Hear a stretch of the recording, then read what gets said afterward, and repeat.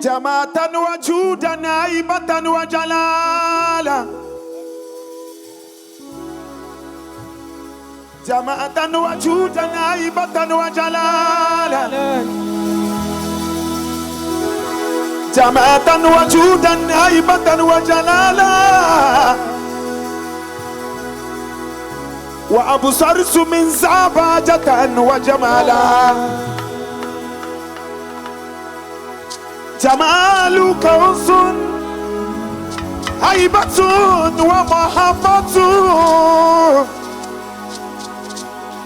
فأنت طعم المرسلين كمالا محمد صلى الله عليه وسلم صلى الله عليه وسلم محمد صلى الله عليه وسلم صلى الله عليه وسلم جمالك أنس هيبة ومحبة فأنت طعم المرسلين كمالا وكلكم هذا محمد صلى الله عليه وسلم صلى الله عليه وسلم وكلكم هذا المكارم والأولى وما كالإمام الهاشمي صلاة محمد يا خير الأنام وسيلتي صلى الله عليه وسلم صلى الله عليه وسلم حباك إلهي من يفوت مقالا وانك يا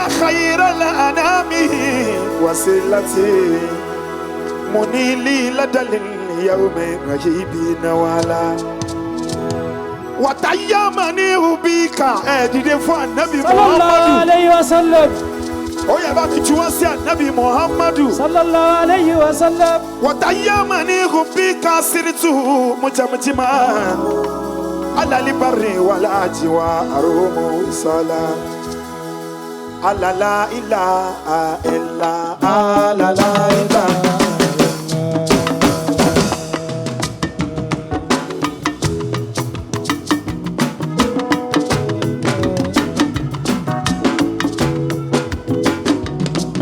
لا لا إله إلا لا لا إله لا لا إله إلا لا لا إله شيخ مقدار لا إله إلا لا لا إله شيخ مقدار لا إله إلا لا لا إله أنا بمحمد لا إله إلا لا لا إله أنا بمحمد لا إله إلا لا لا إله أنا بمحمد لا إله إلا لا لا إله أنا بمحمد لا إله إلا لا لا إله شيخ مقدار لا إله إلا لا لا إله أنا بمحمد لا إله إلا لا لا إله أنا بمحمد لا إله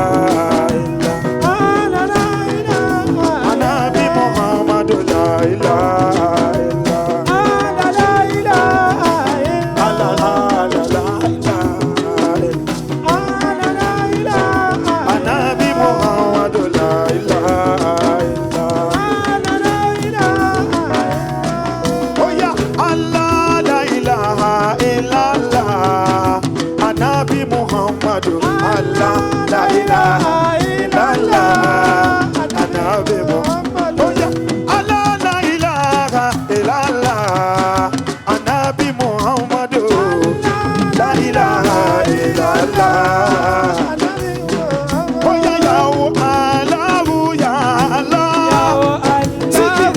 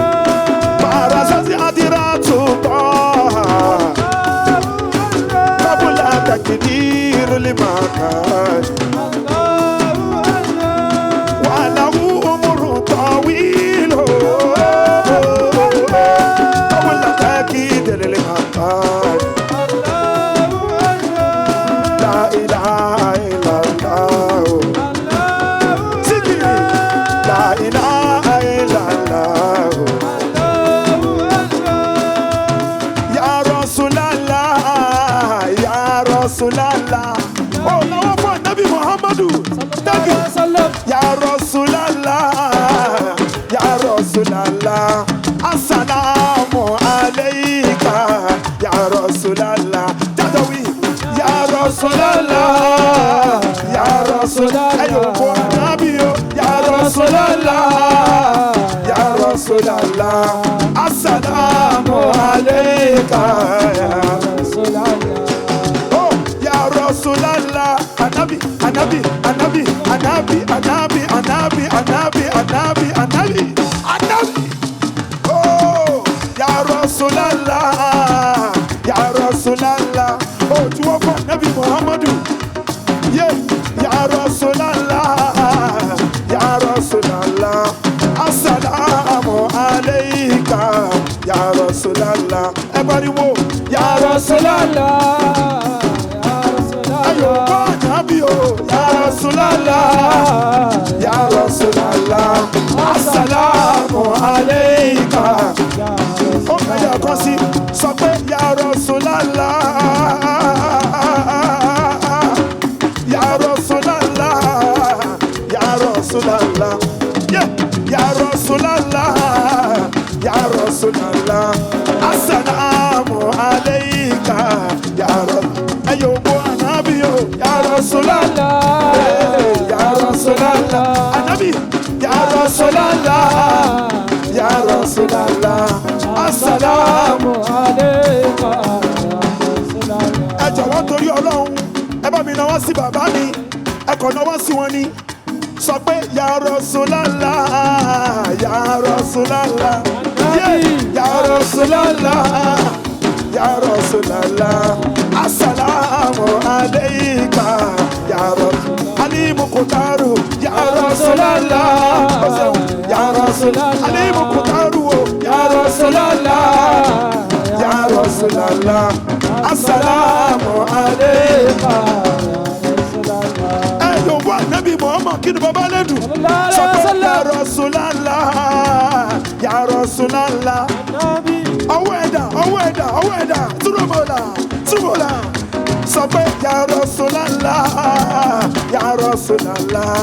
Assalamu alayka, Ya Rasulallah. Mo pe Ya Rasulallah, Ya Rasulallah. Túrọ̀mọ̀lá, Ya Rasulallah, Ya Rasulallah. Assalamu alayka, Ya Rasulallah. Wọ́n sì pariwo Nabi Muhammad níbi báyìí sọ pé Ya Rasulallah, Ya Rasulallah. Anabi, Anabi, Anabi, Anabi, Anabi, Anabi, Anabi, Anabi. Sallallahu alaihi wasallam. Yeah, Ya Rasulallah, Ya Rasulallah. Assalamu alayka, Ya Rasulallah. Ayo ba Nabi, Ya Rasulallah, Ya Rasulallah. Ya Rasulallah, Ya Rasulallah. Assalamu alayka, Ya Rasulallah. Oh, sọ pé sùnmọ́ sọ́lá tuwa sọ́lá musari mọ́dà Nabi alanabi ilé Mustafa muhammad Anabi sùnmọ́ sọ́lá tuwa sọ́lá musari mọ́dà alanabi ilé Mustafa muhammad. Olè tóbi bílí Mustafa alakatimi amada Anabi sallallahu alaihi wasallam. Anabi sallallahu alaihi wasallam. Sala tuwa sala musari mada ala Nabi gile Mustafa o mo ẹgbàdo Anabi o sala Anabi tuwa sala musari mada Anabi o ala Nabi Mustafa mo. Sọ pé owó wù mí Ọlọ́run mi tí wọ́n fẹ́ ní tí bá nìtàn jẹ́ kó ṣe mí lá. Ẹyọ bá Anabi o. Sùnmọ́ sọ́lá tuwa sala musari mada ala Nabi Mustafa mo. Sọ pé owó wù mí Ọlọ́run mi tí mo fẹ́ ní o tí bá nìtàn jẹ́ kó ṣe mí láwọn. Ẹyọ bá Anabi. Sùnmọ́ sọ́lá tuwa sala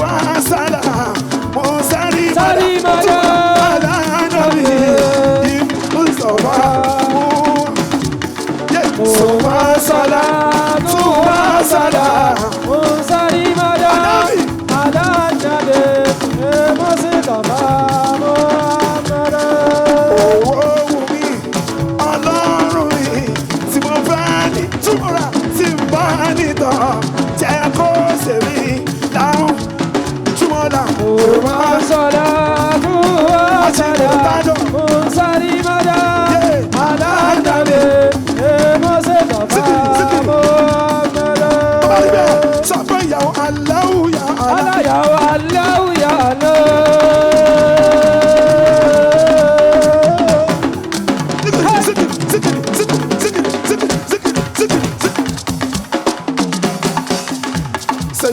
سيدنا محمد رسول الله عليه السلام محمد رسول الله صلى الله عليه وسلم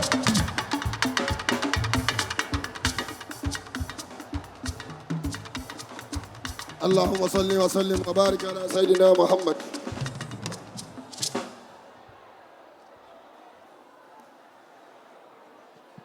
كما صليت ورحمت وباركت على سيدنا إبراهيم وعلى آل سيدنا إبراهيم في العالمين إنك حميد مجيد. gbogbo ẹ̀yin tí a jẹ́ àwọn